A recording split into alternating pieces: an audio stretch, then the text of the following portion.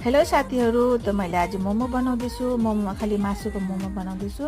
मासु, प्याज, रिफाइन तेल अनि प्याजको पत्ता हालेको छु।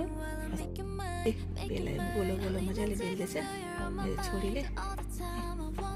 मोमो बनाउनुपर्छ। हेर्नुहोस् कति राम्रो मजाको मिलेको छ। त्यसरी मजाले यति साह्रो आउँदैन मलाई साथीहरू, तर यतिको चाहिँ बनाउँछु म। चटनी पनि पिरो पिरो बनाउनुपर्छ। पिरो हेर्नुहोस् कस्तो भयो। हेर्नुहोस् चाहिँ कति राम्रो मिले।